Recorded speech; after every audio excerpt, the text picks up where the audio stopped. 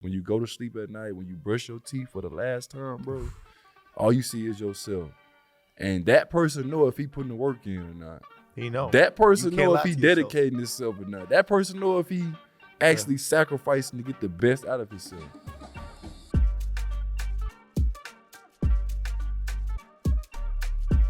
Man,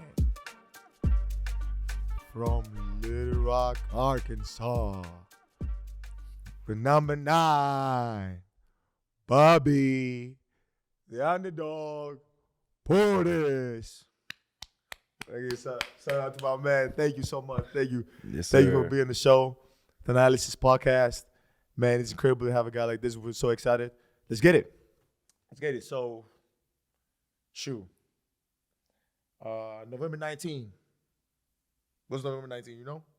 Talk to me. You don't know, huh? Talk to me. What happened? So that day, supposedly sources, not shams, no Woj, Thanalysis podcast. You hit up my man. It was like, man, I can help you guys win the championship. Now, I believe I can help you guys win the championship. After a couple of days, you go up to coach, talk with coach a little bit. Week later, the mayor of Milwaukee. Yeah, it was crazy though, bro. Like, just that whole process of being at home for like 9 months straight. Because like when the pandemic started, you know what I'm saying, everybody had to go home and be around their families and quarantine. Like, that was my first time really hearing about self-quarantine. Like, we had to be in the crib all day. Like, real talk. Like, we in the crib, we just chilling, just family time. That's all you can do. You can't go nowhere. Everything closed. And that was a, like, pivotal time in my life because I got a chance just to go home and get peace and be around my family and my loved ones and people that really, you know what I'm saying, love me for me. You know what I'm saying? Sometimes in this life that we live in the basketball world, you might get around some people that might not really have your best interest sometimes. So I got a chance to just go home, and I was at home for 9 months from March till December. And that's a long time, you know what I'm saying? Like with our seasons and things like that, our seasons are always 7 to 8 months. So being at home for 9 months straight was definitely tough, but you know what I'm saying, I had a decision to make. The Knicks turned down my option. I had a team option at the time. I signed 2 years with them, and they turned I'm glad down they my did, team by the option. Yeah. They turned down. Me too.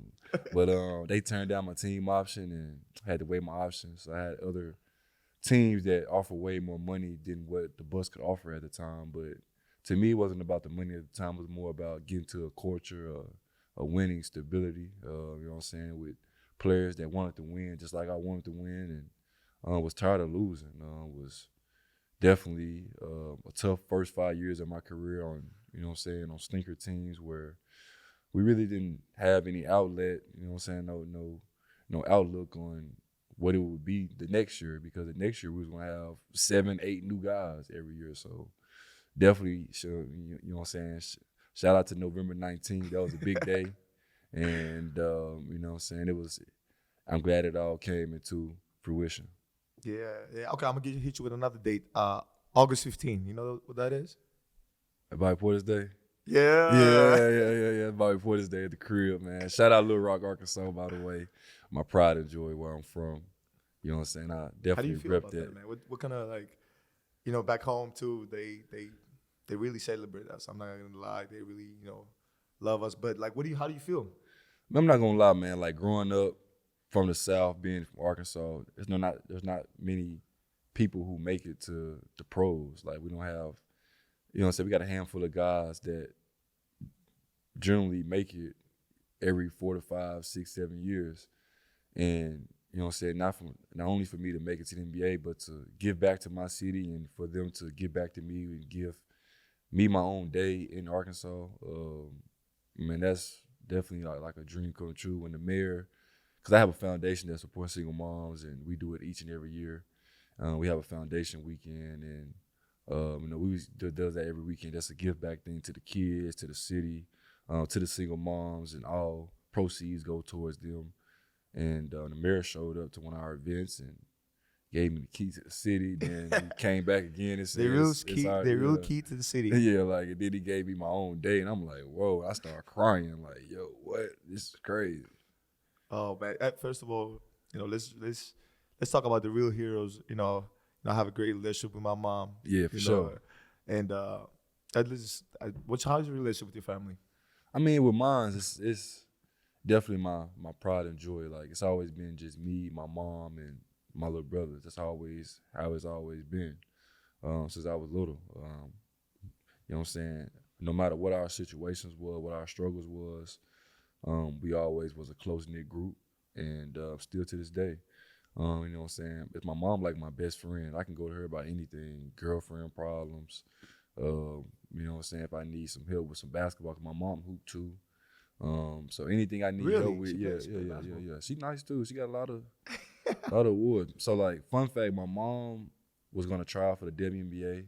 It was a year that I think it was a year or two after I was born, but she was pregnant with me, so she couldn't do it. So she had to stop school and things like that. But my mom was nice and ball though. Yeah, she was nice. I couldn't beat my mom growing up too, playing ball. Like, I could never beat her, like, until I got to, like, I was like 13. I got a little taller. Then she couldn't mess with me. Oh, so you used to play like 1-on-1, like yeah. Like, that was like we like my whole family is super competitive. Like, we always play Uno, like, and all these different games, 2K, Madden. But my mom, she's a go-getter. We used to go outside and play 1-on-1 on the goal, and my mom, she was just too strong. Like, as a kid, like, she's bagged me down post meal, like, she was just too strong. So she definitely used to kill me all the time. Shout out moms though. So okay, my dad was a professional soccer player, but my mom used to she used to do high jump and long jump. Yeah. So I come from a athletic family, but it would be nice, if so I don't even know if Giannis remembers this because he was kind of young. I first saw my dad, bro. The first dunk I've ever saw was my dad dunk. What kind of dunk he did? So, true story. So my dad never played basketball, but they had it. We went to a playground, and some people was like, okay, he's black, he's tall. Hey, come to our team. It's 3-on-3 or something like that. And they're playing 3-on-3. And my dad, I don't know, he just dribble like this, just dribble, like just elevated, just dunked it, 2 hands, I was like, oh. But then it's so crazy because throughout the years, I could always remember somebody dunking it, but I didn't know it was my dad. Yeah. So I would tell my mom, I was like, oh, you remember? I remember my first dunk when you took me to this play. I was like, no, that was your dad. That's crazy. So I remember that. So it's crazy that you say this because, like, people don't really understand that it's really comes from a young age. Yeah, for real though. And then, like, another thing too is, like, you know what I'm saying, like, when you have that competitive spirit, when you have, you know what I'm saying, your family members showing you the ropes, and you know what I'm saying, it might not always just be about basketball all the time. It might be whatever your passion and your dreams and aspirations is. So, you know what I'm saying, my family is definitely super competitive. You know what I'm saying, we always compete at everything, like I said, and just now sports. One of our biggest things is Uno, like I said before. Who play Uno too? So. Our Uno games, bro. Our Uno games is crazy. I believe you. Super crazy. I believe you. Okay, so let's go back a little bit to the foundation part. What's your goal? What's your vision? So my vision, like, when I first got into the league, that's a little fun fact how I found out about foundations. When I first got into the league, I got drafted by the Bulls in 2015, and Joe Noah was like my vet on the team. You know, so you always had these guys that kind of show you the ropes, kind of lead you in the right direction. Shout out Joakim. Sticks, by the way. You know what I'm saying? So we always had these guys that kind of show you the ropes, and they kind of put you in position to be a good pro, and he was one of those guys for me. So shout out to Joakim, like I said, but he had a Noah's Ark Foundation that he did in Chicago. He gave back to the city of Chicago. He gave back to his hometown and things like that, and I wanted to start my own foundation as well. It took me a little minute to make it come true, but about 2018, 2019, we started my foundation, the Bobby Portis Foundation, that helps support single moms. My mom was a single mom. This is not Arkansas, right? We do it in Arkansas, and we do it here in Milwaukee as well now. Good. Yeah. People should know that. Yeah. Milwaukee too. Yeah, for sure. So we started that, and it's been good, man. We definitely been trying to just empower women. That's our biggest thing. Give back to them. You know what I'm saying? We know we can't change their lives entirely, but just to let them know that, you know, there's people out there that care, that can help as well. That's our biggest drive and motivation.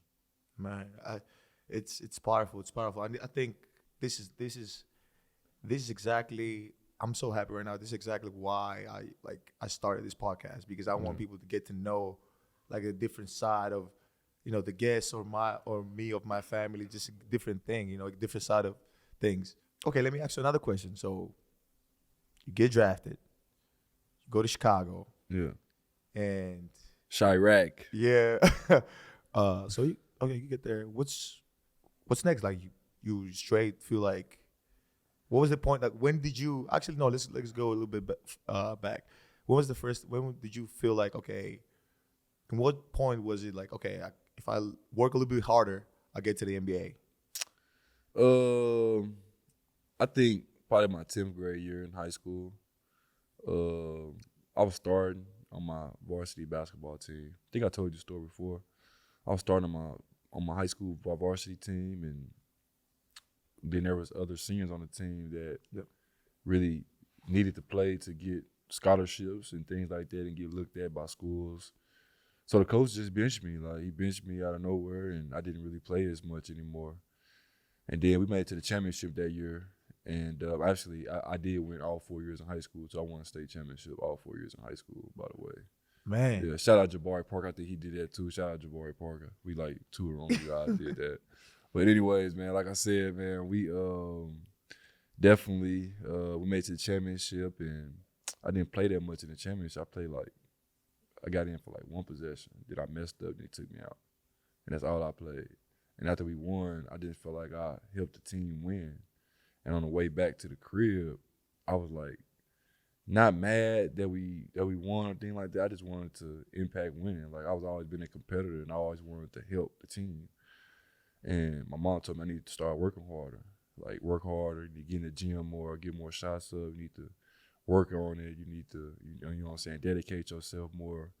And every time, like, anything goes wrong with me, I always think about that time.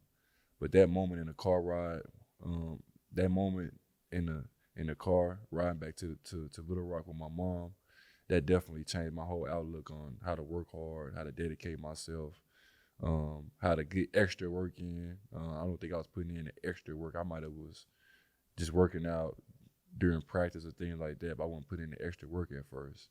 After that, I started putting in the extra time, and I started seeing it pay off. I got ranked. Yes, sir. I got ranked my 10th grade summer. I got ranked like 35 in the nation. And then my 11th grade year, I got ranked top 10 in the nation. Then my senior year fell back a little bit because we had guys start reclassifying to our class. Andrew Wiggins, Wayne Selden, and Joel B. All those guys came to my high school class because all those guys reclassified. And then I went back to like 14 or something like that. But I definitely knew that, you know what I'm saying, after my 10th grade year, after my mom told me to start working hard, that's when I knew I could have a chance to make it, because my mom always just tells me the truth. Like, she tells me if I'm not working hard, she tells me if I'm not going hard, she tells me to be a garbage man on the basketball court, things like that. And I just trust her word.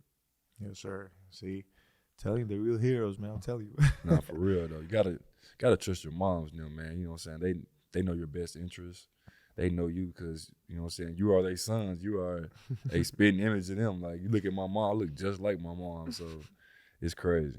You know, one of the other reasons, you know, like the purpose of this podcast is, you know, motivation, you know, through the struggle. So what is the underdog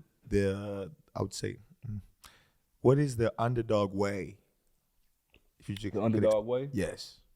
So, like, with me, man, like, when I talk about being an underdog, it's not about, like, sports. Like, it's not about, oh, yeah, like, I got drafted number 22. I should have been lottery. Like, I'm an underdog. Nah, it's not that. Like, being an underdog is way of life, bro. Like, people out here are real deal, real life underdogs in the real world in real time. Like, the single mom with 5 kids that don't know where their next meal is gonna come from. Like, she's an underdog. She has to grind and keep going to help provide for her kids. This little boy that has dreams, aspirations of being an NBA player, nobody in his neighborhood thinks he's ever gonna make it. So he's an underdog. It's the little girl that wants to be a nurse one day or a doctor, and she's from the hood, and nobody really is giving her motivation to help her get there. But these are her dreams and aspirations. She's an underdog. So with me, so like when I talk about underdog, I talk about the real people in real life that go through real things, that has dreams and aspirations to get somewhere, but are kind of delayed in the fact. But once they get to where they got to, they was underdog before they got there. Love that, brother. So okay, just could you maybe tell us a story or something you want to share? You know, nothing personal. You know, I'm not up to you. That something like an obstacle that you had to go through to get here. Obstacle. I think one obstacle I had to go through, probably when I first got drafted. I didn't know anything about like not playing in DNPs and things like that. When I first got drafted, I was coming from college. I was SEC Player of the Year. In high school, McDonald's All-American, and I was a starter my whole life, and All-American in college as well, things like that and all this. So when I first got to the league, you don't really know or understand like waiting your time, or like it's just not your time to play because other guys on the team that they might got a bigger contract than you, so they have to play, or you might have got picked later in the draft, so they not really going to put you out there right now. Like, you're not understanding it's the process, essentially. So it is a process. Yeah, it's a process. So I didn't really understand, like, why I wasn't playing early on in my career. Like, I thought I had a great preseason and things like that. And my first 10, 12, 14, 15 games, I got straight DNPs. And that was my first time ever, like, not, like, getting in the game. I'm like, yo, what? This is crazy. Like, what is this? So I thought I made the wrong decision coming to the NBA. I'm like, man, I should have stayed in college, this and that. Like, you know what I'm saying? Like, sometimes you might psych yourself out, like, oh, yeah, I should have did this. And, man, why did I do this? If I would have did this, then all type of stuff was going through my head. But having good vets around, like Taj Gibson and Joakim Noah telling me, like, bro, just keep going, stay locked in. Things happen. Stay locked in. Players get traded. Players get hurt. You just never know when your time is going to be there. But just know, like, whenever Coach calls your number, you got to be ready. And Coach called my number. Like, it was like the 16th game of the season. We was down like 30 points against Charlotte. We at Charlotte. I'll never forget it. Kemba Walker cooking us. We down by 30. Coach put me in. I scored like 10 points in 6 minutes. Like, went crazy. Quick. And ever since then, I was hyped. Yeah, I was in the line. I'm talking crazy. Yeah, play me. I'm talking to the coach. Yeah, put me in, play me, all types of stuff. Like, I'm talking crazy.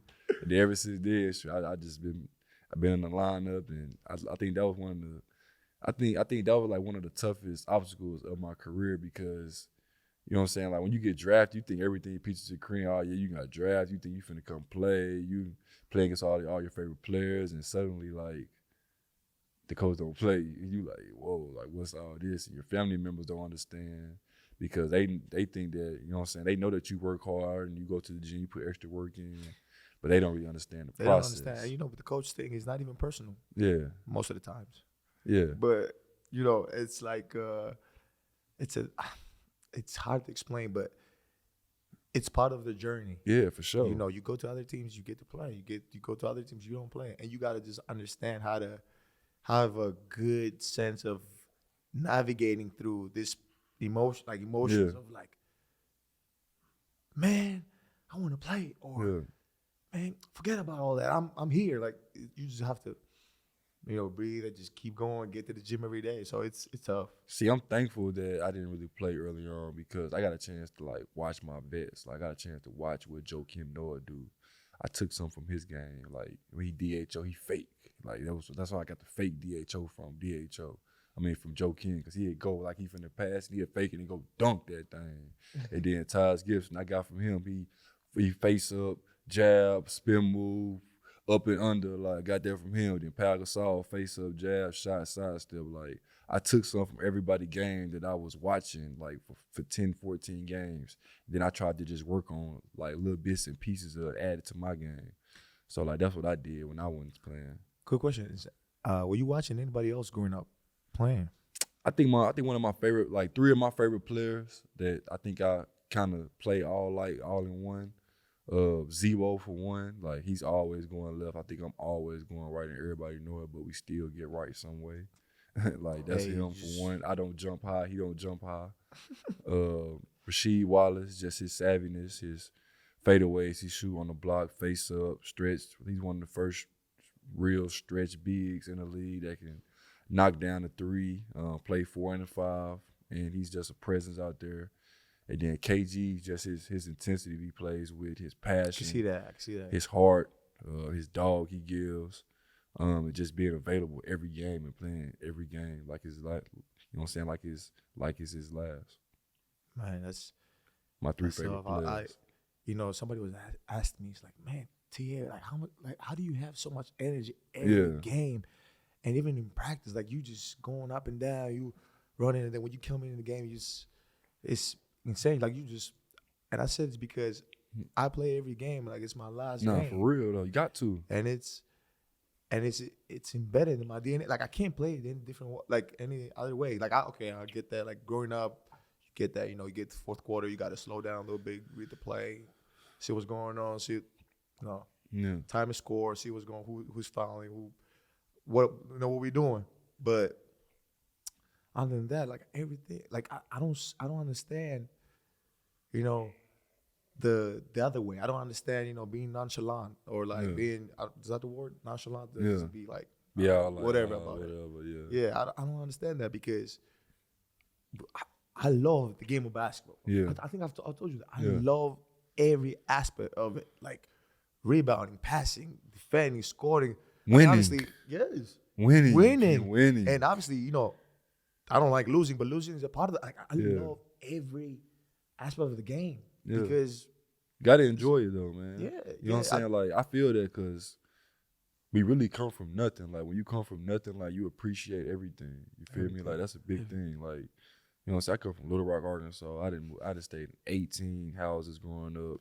Like we never really had a set house that was like, oh yeah, like this our house, this my room, this your bed. Like nah, it was like whoever got to the bed first, that's your bed that night. Like that's how we live. So you know what I'm saying? Like when I make it to the NBA, I'm gonna go hard each and every game. Like if I can play, if I can walk, I'm playing. Like whether I'm tired, whether I'm struggling, whatever it is, like that's just what you gotta do. Cause this is my dream. I made my dream reality, and my family get to come see me play in an arena full of 20,000 people. Like you can't make this up. Like dreams is reality. Man, that's inspiring. I relate. You can't imagine when we talk about that. But okay, let me ask you. Okay, basketball stops now. Who's Bobby Portis? So Bobby Portis is a businessman. As time has grown, you a businessman? Yeah, super business. Hey, you a business? I'm on business. I'm standing on business. For real, I'm standing on business. That's what I want to hear. Okay. Yes, I'm a true businessman. I got a lot of things going for me off the court. A lot of other businesses that I run to try to, you know what I'm saying, help put my people on, put my people in position to win as well. Cause you know what I'm saying. When one win, we all win. Ain't that the saying, TA? You know what I'm saying? When one of us win, we all win. Man, so one of us score, we all score. You know what I'm saying? That's the saying. So I try to be the same way, man. So that's just how I rock. That's how we coming. And it's always family over everything for me, man. So Bobby Portis as the basketball player, that's cool. But I think Bobby Portis as the man, the businessman, has grown and has evolved over the years in so many ways. And I've seen myself just grow up, and I'm super proud of that. I'm super proud of that side of myself for sure. All right, man. It's insane, but like throughout the years, you've grown so much, and outside of basketball, I don't just barely know you for like 3 years. Yeah. Now, but man, it's crazy. I'm thinking about just the first day you came in training camp, and we're like, okay, we're doing training camp. We're playing 1-on-1. We're playing ones. I'm like, okay, he can play. Okay, it's not just, you know what I'm saying? It's not just like tough guy. Tough guy. Yeah. He can play. Okay, yeah. Then understanding like he's gonna give everything for the team. Everything. Really, like you really do this. So, and then the other aspect was like, okay, let me see how he is outside of basketball, because a lot of people, I don't really talk about like what I do outside of basketball, but a lot of people who know me know like do a lot of the family business and the standing family on business. Yeah, the family office, everything outside of basketball. So I wanted to see how you were like outside of basketball. So okay, let's talk fashion. Let's talk a little bit of about fashion. So my brand is the Underdog brand. We started in 2020, February 2020 on my birthday, and we kind of got off to a slight delay with the pandemic. Got delayed about 8, 9, 10 months. But coming to Milwaukee was one of the best things, man. We got in a market where, obviously a small market, but we got people that really, what I'm saying, support and love what you do. And being here has helped my brand and helped my brand take off in ways that I can, never imagine, man. We doing pretty well for ourselves, but still have a long way to go. We take it one day at a time, but still think bigger picture, but definitely truly blessed. To rep the Underdog meaning, just for the culture, man. It's a culture thing, man. Like I said before, man, just not about being an athlete because you're an underdog because, oh man, my coach don't play me, or I got picked at this position, or I'm not getting no respect from the media. Nah, we use it as just a way of life, and I think people can relate to that. Okay, now that you mentioned those three things, okay, let's go. It's a young guy out there, a young lady, young man. What do we tell them, me and you? How do they respond to hate? Hate? Yeah. I mean, for one, man, if you ain't got nobody hating on you, then for one, you probably not doing nothing right. I mean, that's just for one. Like, if you ain't got nobody hating on you and talking about you, then you probably need to look yourself in the mirror and keep it real with yourself, for one, and try to figure some things out. But hate is just a part of the process, man. Like, all the greats, all the people that do well for themselves have people that don't like what they do.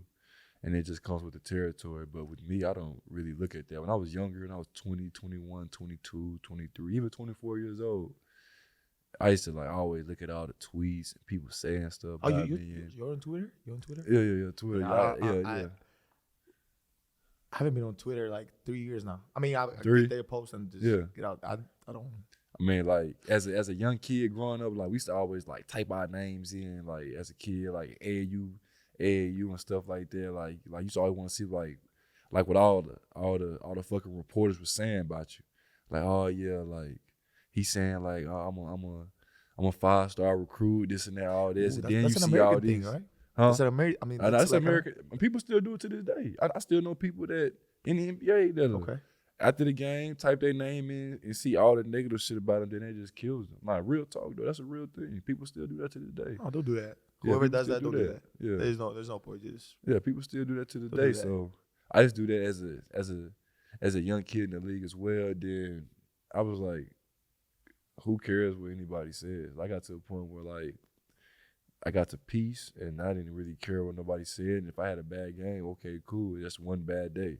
Like, I don't talk about somebody at their job when they have a bad day. I just had a bad day. So I just kind of move on, and I just don't reflect on that. I have a 12 o'clock rule now that we put into effect. Once 12 o'clock comes, shit is over with. Move on. I like that. I like that rule. Yeah. Hey, you heard that? For me, it's gonna be different because I'm not from here, so I don't. Yeah. I just don't follow.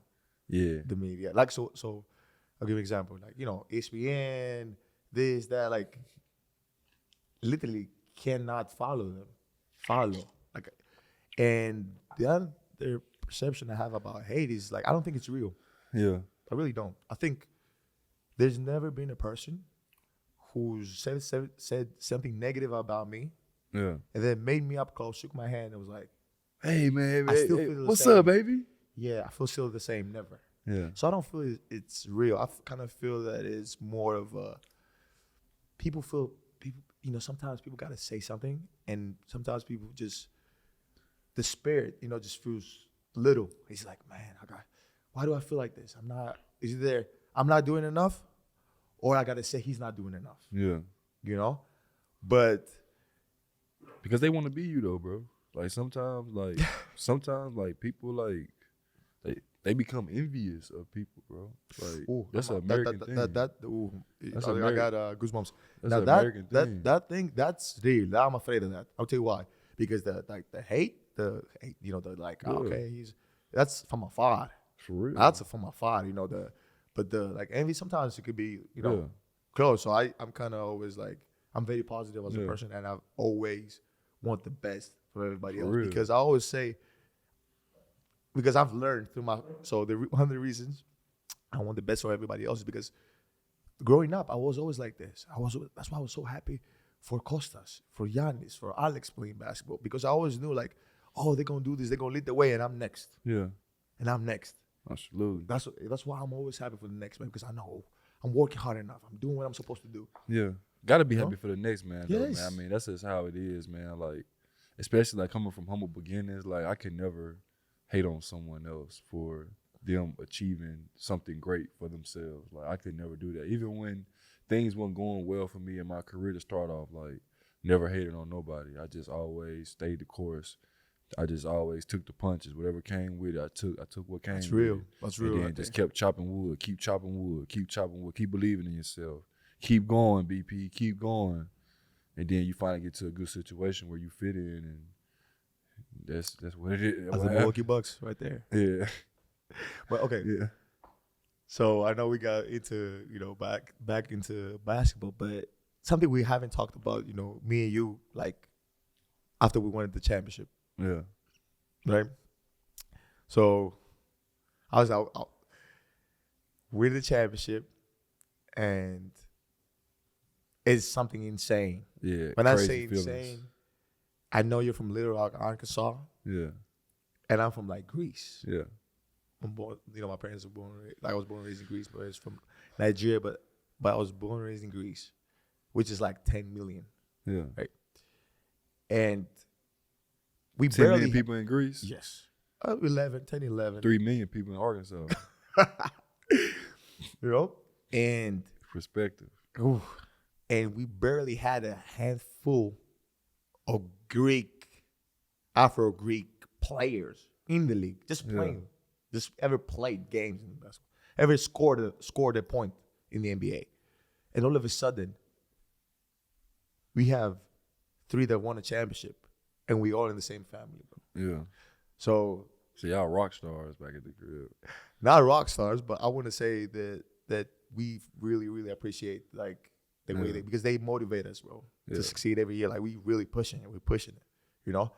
But I want to ask you that, man, you took the trophy back, right? You had that experience. We did that too. Yeah, that was different. So talk to me about your experience. So like with mines, I talked like I previously talked about my foundation weekend. Yeah. And I decided to bring the trophy back home during my foundation weekend. Mm-hmm. So just so the kids can get around it, so the kids can hold the trophy and see it. Some of the kids thought it was fake. You know what I'm saying? Some of the kids like, that ain't real, like this and that. And I'm like, nah, this is the trophy. Like, and I seen kids get real motivated by it. Like, so I was just trying to give back to the people back home, give them hope, because you know what I'm saying, I can't play basketball forever. So if I can just give kids just a little motivation, a little hope, just try to inspire them as much as I can, because the highest human act is to inspire. So like I just try to inspire everybody from where I'm from, and I think I did that weekend. That was really special to me, because you know what I'm saying, I didn't have anybody to bring a trophy back to Little Rock, Arkansas. When I was a kid, I was just grinding. So for me to be able to make it to the NBA and then not only win a championship with it and be able to give back to my community and my kids and show them like this can be you one day. That can go a long way for kids where I'm from. Oh my God, it's. I understand 100%, man. So we were supposed to take it back to the neighborhood we grew up in, and it was supposed to be a huge. When I say huge, parade, bro. Yeah. And they had, and you know, I think some villages was on fire. Yeah. And we canceled it, because, and you know, kind of like everybody was kind of like, you know, upset that we canceled it, but you know, how would that look like, you know, having a parade and you know, sure, half of like Greece is on fire and I'm having a parade with the thing. with the trophy. But I'll tell you this: I knew it was real when I hit the airport, and What I happened? had like They was chasing you. I hit the airport and I had people who I seen for 12 years, bro. Crying. There, they didn't even text me that I was going to be there. They just pulled up. Just pulled up. So, How they know you was landing? tell me about it. We went to the airport. It was like 300 people, bro. We had a full press conference At the airport. at the airport. At the airport, full press conference. It was like, what happened? He's like, yeah, you know, people from the airport said that you guys was coming, and they assumed you had the trophy and everything. See, I got a whole country. Yeah. So this is I got a city and state. Like y'all got a country though. yeah, That's levels. yeah, but you gotta understand, like for me to be able to hold the trophy with my brothers and act out scenes that like you see Kobe do, Michael Jordan like scream, and all of a sudden like your brother has the Finals MVP. Yeah, for like real, next though. door, like next to him. So it's crazy. We in the top of like a monumental place, Acropolis, and we like screaming at the top of our lungs, bro. And then we just leave the trophy and we go like, let's do it again. Let's do it again. And I'm texting you. I'm like, hey, what's going on? I'm gonna need you. Hey, man. Yeah, man. You know, we got a good thing going. Let's work out, man. Hey, Let's hey, work man, out. You working out? You working out? Exactly. Yeah. So it's a great feeling. Okay. So let's do this. Let me hit you with 2 facts. I always do this. You know, one of the other things about this podcast is going to be educational, fun, and now let's get it. Okay. What do you want to learn about? It's 2 facts. Would you rather learn about an ostrich or a whale? Ostrich. So you know, like, a kick from an ostrich could kill you. A kick? A kick. So it's known that an ostrich could kick it, like it would kill like a lion. Like a lion would come, it would like kick the lion straight. I know one of my friends got kicked by a kangaroo. You laughing, bro? Like real talk. No, you lying. You're lying. No way. Not for real. One of my friends got kicked by a kangaroo, bro. Put this up. Hold on. How? I'm playing, bro. I'm playing. No, I'm playing. No, you playing. You gotta be playing. No way, bro. I was like, ain't no way. I need to know that what situation was he in? Nah, cause like funny story, bro. Like, so one of my friends, not gonna say his name, we ain't gonna put him on blast. No, don't do that. We ain't gonna put him on blast. So 2 of my OGs, they was telling me like, hey man, like, it's your friend. He was struggling, man, overseas because he got kicked by a kangaroo. So I'm thinking, cause his shoulder was hurt. I'm thinking, oh man, he got, cause he didn't say he never disclosed what happened to his arm. So you thought he got kicked? Cause he said he got kicked. So they said he got kicked by a kangaroo, bro. Okay. So I'm thinking he got kicked by a kangaroo for real. He did? He didn't though. And then I went on with the story, asked him like, bro, like, how'd you get? So you went on with it, Yeah, but he really never happened. Because my homies never told me that it wasn't a joke. true. So I went to him like, hey, bro, like, bro, how the hell you get kicked by a kangaroo, bro? Like, where was you at? He was like, huh? And I'm like, bro, you got kicked by a kangaroo, didn't even know right? what you was talking about. Yeah, he know what I was talking about, and I felt dumb as hell. And you came in, it's like, come on, man, you got kicked by a kangaroo. Then they ain't tell me till like a week later that it wasn't true. Swear, they sent me off. That's crazy. Oh my God, wait. Okay, so do you want? Okay, I'm gonna hit you with the whale too because I had to. So I'm gonna hit you with the whale. So a whale, right?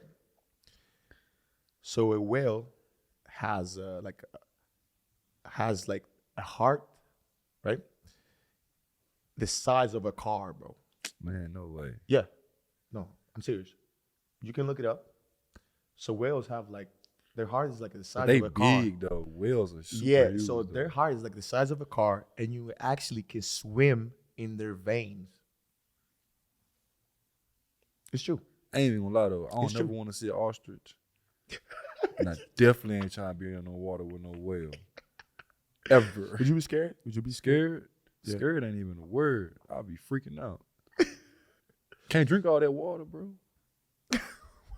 Nah, for real, you can't drink all that water. I'm sorry. You know, it's for me. You know, I grew up in Greece, so I was born and raised in Greece. So it's water, bro.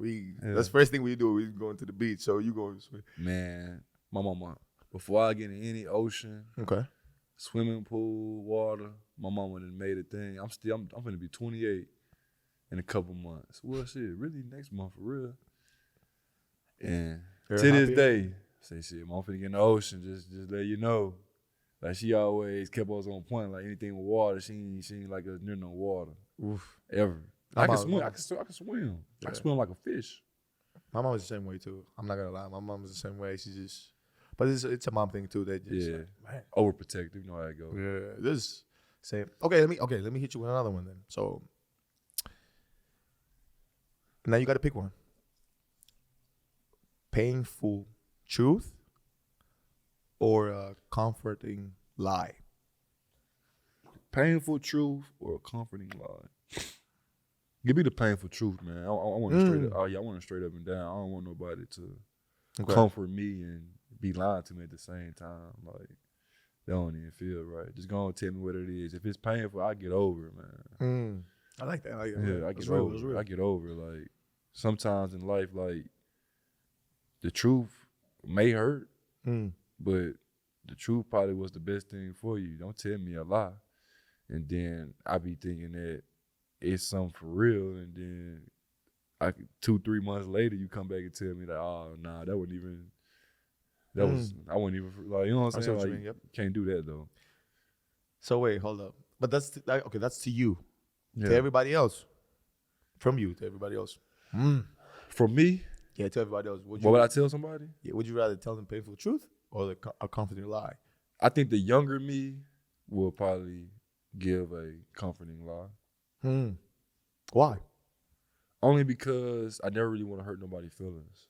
Like I never really wanted to see anybody that's down. what most people say too. Yeah, like I never really wanted to see anybody down. I never really wanted to disappoint anybody and things like that. But as you get older, you know, say keep it real, get a better deal. Say it again. Say it again. Keep it real, get a better deal. Bro, you couldn't have said it better, bro. My thing is that I kind of like both. It just depends on the situation. Yeah. So can you imagine somebody in the hospital that you got to tell them like they have like 3 days to live. Oh my God. You got to give them some hope, something, man. And then it's real. So it really depends on the situation, man. Yeah. It depends on the situation. To me, obviously. But I'm saying like to me, when somebody comes up to me, I need the painful truth every time. Really? Every time. That's how I know where I stand. That's how I know how I gotta like motivate myself. That's how I know what's my next step. Because if I don't know where I stand, in the middle of nowhere. Real talk though. You know? Hey, okay, so let me ask you another question because you said something about this before. If you could pick, right, another sport, what would it be? You said that, you know, you came in, that your mom, you know, was used to hoop too, and you play basketball. Like, would you pick, if you could pick another sport, what would you do? My mom didn't want me to play basketball though. My mom didn't want me to play basketball. My mom wanted me to play football.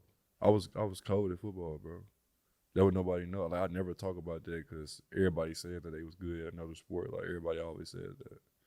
But I was nice in football. I was that guy. You know, I'm not knowledgeable in football, but I want to. Okay, so what? I was that guy. What? Nah, for real talk, I was that guy though. Ask anybody. So what position? Tight end. Tight end. Yeah. I can block and I can catch. Tight end. Is that Earl Thomas? Is that tight end? No. Yeah, like Tony Gonzalez. You know what I'm saying? Those type guys. Yeah, you taking you took obviously he took his head off. He coming through the middle, huh? Real talk though. Tony Gonzalez, he was so nice with the Chiefs. You got Travis Kelce, he nice. George Kittle, like those type guys. Like I was like Travis Kelce got you. Yeah. By the way, love this guy, man. Yeah. I don't know if he watches like kind of watched recently his podcast. Shout out to Travis Kelce and his brother. Him and his brother, yeah. Bro. Nice. Unbelievable. I love this because you know we're brothers and we play sport. Like I love his podcast. The way they interact too. Absolutely. So okay. Let me ask you another question. What do you think about the physicality in the NBA? That you said football. Physicality in the NBA. It's kind of weird, man. When I first got into the league. Don't want to put you in the spot, you know, replaying. No spot. Like this is just I keep it real. Like when I first got into the league, it was a little more physical than it was now. I think you kind of got away with a lot more you know what I'm saying, bumping guys and talking a lot more as well. And things like that. I think they kind of cleaned it up a whole lot. You can't really be as physical as you want to with guys. I think they changed that because a lot of guys probably was getting hurt and things like that. You know what I'm saying? One of the toughest teams I played against early on in my career that was kind of physical was G. Hill played on that team, was the Pacers. They was really physical. They was a physical team because they was in our same division as well. They was really physical. I think our team was physical as well with the Bulls. We played real physical. Our scores was never going to be in the 100. It's always going to be 80s, 90s. If we got to 100, then it was like, oh, shit, the Bulls scored 100 tonight. But it was always going to be 80s, 90s, and things like that. But I think the physicality now is way different than what it was back then. At the same time, I think it kind of gives the offensive guy the advantage because if a guy beats too physical, then he could get to the free throw line a lot more. That's why you see a lot of guys shooting a lot of free throws and things like that. And, you know what I'm saying, that's why I think some of the scores are how they are as well. I think they want the scores to be high for the views and things like that. Yeah, it is and it isn't, because at the same time you got to understand that the guard is getting more and more about guard play, shooting threes, and more of like less physical. It's becoming more and more. So they kind of want to give an advantage to all these players who are coming in. But let me ask you, were you with the Bulls when D Rose was there? Yeah, I was there with D Rose.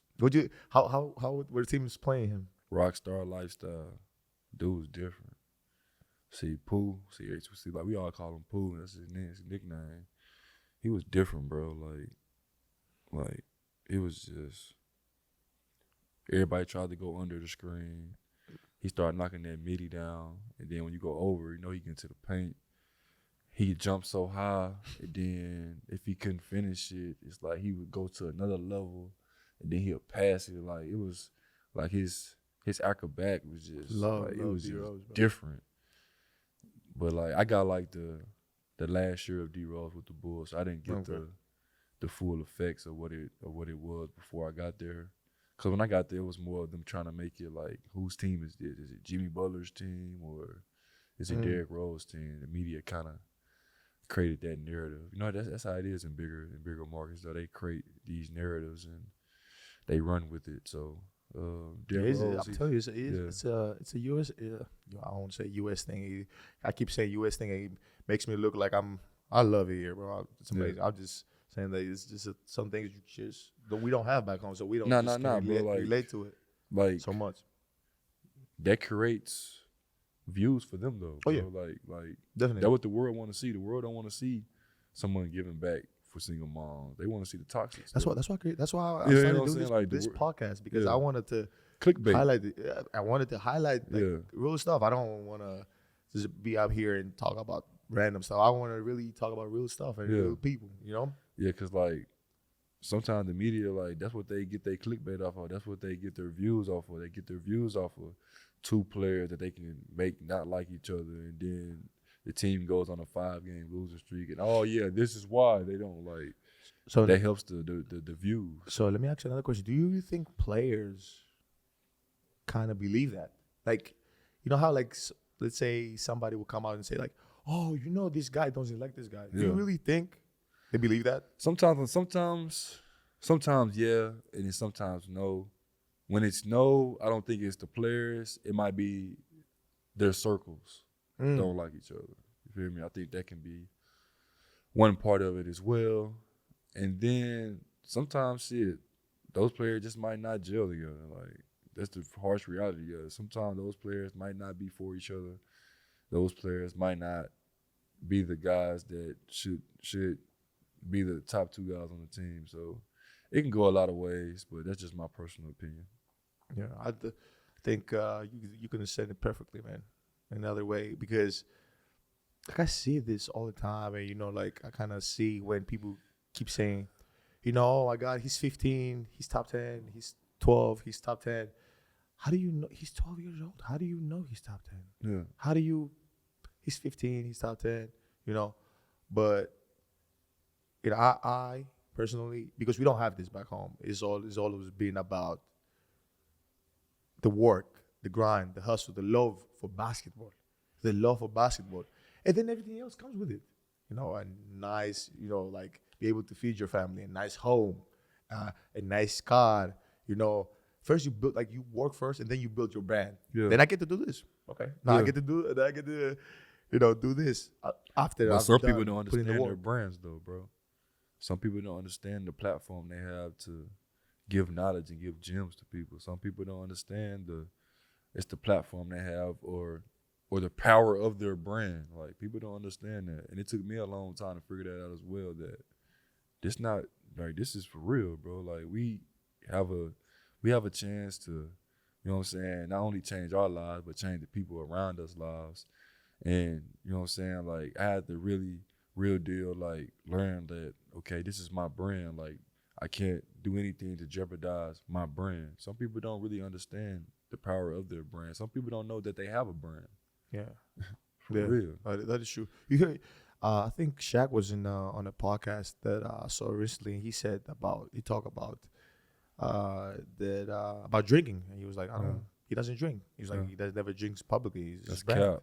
Shaq, that's cap, Shaq. It's cap. No. He said publicly. He said publicly, and he's one of, like, you know, you can't imagine, like, Shaq. what kind of dude he is, bro. He's so real. Like, I have met him a couple of times, and he's like very, very, like, real, and, you know, like, if he likes you, he'll show you. Shaq can be real, but he capping on the not drinking. You think so? No. He DJs at the club. I don't know who asked him. He's Hey, getting man, a if bottle. you see this, He's getting a bottle sent to him. please respond to this if you see this. But Shaq, man, we love you, man. But we that's do. cap, bro. We do. Man. We That's do. cap, man. We do. That's cap, man.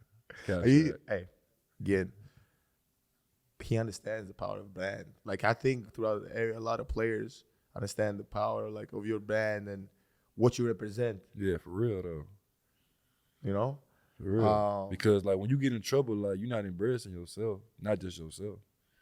When something go wrong with you, when you get arrested or whatever you do, or you get a DUI, DWI, whatever you do, like, you do something crazy to, you know what I'm saying, mess up whatever you got going on, you're not just messing up yourself, you're embarrassing your family, you're embarrassing everything that you worked hard for. Like, that's just how it goes. So people don't understand, like, the power of their brand, and they kind of ruin their brands in the sense of getting in the way of, you know what I'm saying, not staying locked in on the task at hand. You know what I'm saying? They get, you know what I'm saying, like, when you make it to the league or you make it to, because I can only speak for what I know. need to. Oh, okay. Cause I can only speak for what I know. Like, when you make it to the league and whatever it is, like I said before, you might get around people who don't have your best interests. And those people can knock you off your square and get you doing things that's probably not for you. And it's probably not for your brand as well. Okay. Another question. So, my name is Thanasis. I'm not from here. Yeah. Right? Top 5 cities in the U.S. My top 5? Hey, without saying Milwaukee, because obviously Milwaukee's number one. Put it out there. Milwaukee's number one. Shout out Milwaukee. My top 5 cities in the U.S. Kind of tough, man. But I'm going to just go over the shoulder. Top 5 cities. New York. Like New York. I love New York just for the fashion, the food. I love fashion too. You know, it's great. Great vibes. Got a lot of friends out there. Number 2, no order though, no order. But my second one, I love Chicago. That's probably like my favorite city in the world. Only because, like, that was the first city that I lived in outside of Arkansas. Like, I lived in Arkansas my first 20 years of my life. And when I got drafted to Chicago, that was like my second home. That's all I knew. So when I got traded, I was like, whoa, like, I started crying. Like, I don't want to leave Chicago. I was really crying, bro, for real. And then my third city, I like Houston. I love Houston.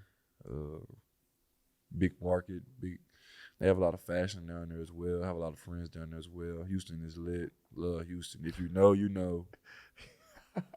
And then number 4. That's what I'm saying. If you know, you know. I want to learn. Yeah. If you know, you know. We ain't got to say too much, but if you know, you know. Houston is lit. Shout out H-Town. Then number 4. He's gonna say it. 4. He's gonna say it. I like Miami. I gotta go Miami number 4. Miami is lit. Miami is like that. I love the boat scenes they have down there. Do you work out in the city? Do you like? Yeah, every time we go to Miami, we always work out and we always get on a boat. I love the boats. You should come to. You like boats? Or you have? That's what we do all day. Like we literally go back home and we work hard and we get just relax. Love the boats, man. Love the boats, man. We have great times on the boats, Okay. man. If you know, you know. Okay. And then number 5. He's gonna say it. Wait. What you think I'm gonna say? What it start with? The P. Phoenix? Yeah, Phoenix did, but I take LA over Phoenix, though. Okay. I take LA over Phoenix. Okay. I like LA, man. LA was so my first time in LA, fun fact, my first time in LA, I'm a 20-year-old rookie in the league. You know what I'm saying? Like it was different. We fly to LA, we on our West Coast road trip. Because playing for the Bulls in November, they have the circus at the UC. So you always take your West Coast road trip like the 2nd or 3rd week in November. That's when they do their road trip. So we on a road trip. Our first stop is LA. This is my first time ever in LA, bro. Like we land, I'm like, yo, what the? Cause like, bro, we just coming from the cold. It was just 5 degrees in Chicago when we took off. Mm-hmm. Man, we land in LA. It's sunny skies. It's 90 degrees. Good weather. Oh, you know. Man, it was different, man. It was just different. Good vibes. Just, woo-wee. Can't say too much, but you know. I get the thing, what people don't understand, just us not being from here and then spending almost a whole off season back home. Yeah. We don't get to, go to the cities and, work out like the same guys and do all those things. But so I just want to, learn from your experience and your stories and see, okay. And the hoop session in LA nice too, though.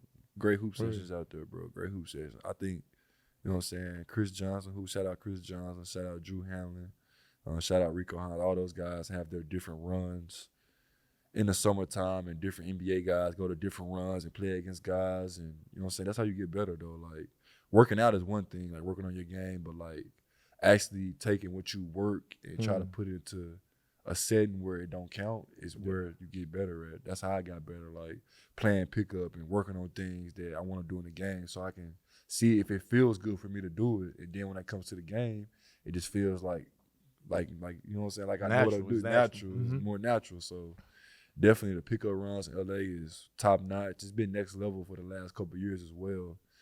Due to everybody goes to LA now. Like that's the thing. Like everybody goes to LA. Yeah. I thought it was shout out first of all to Chris Brickley.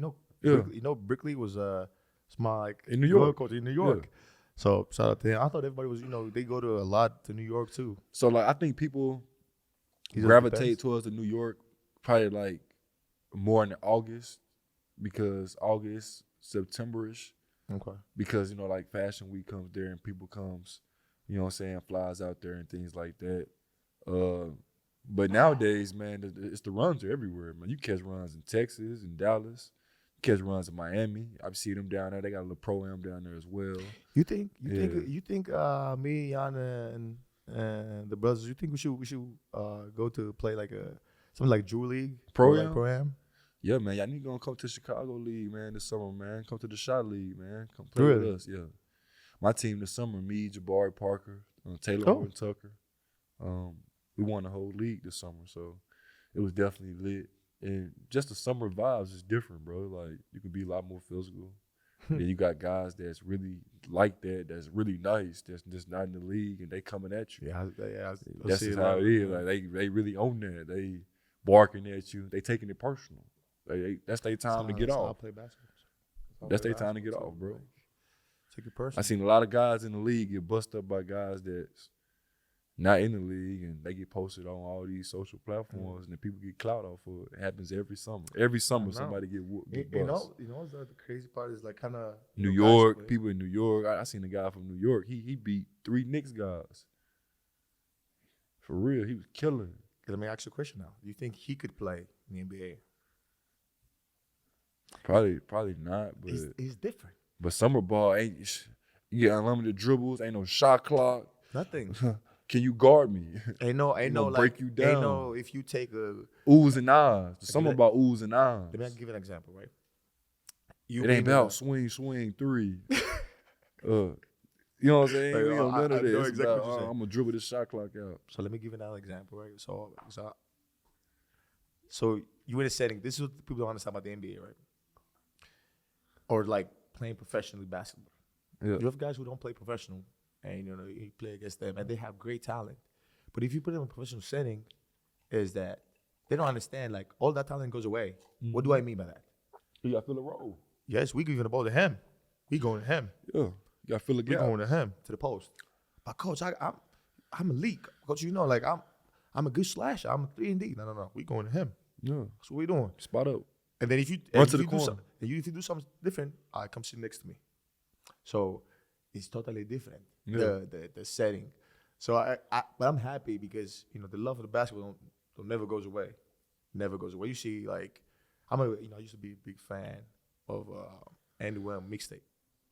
Yeah. So back home we used to watch on YouTube or like this, and Hot Sauce, yeah. Bone Collector, like this moves, but those like those stuff were created from the streets. Were created from street ball, from playing in the street first. Yeah. And then you go to that's setting. New York basketball though, bro. Like I've never met a guard from New York that doesn't know, like don't have no handle, bro. Yeah. It's true. Like I play with so many guards from New York.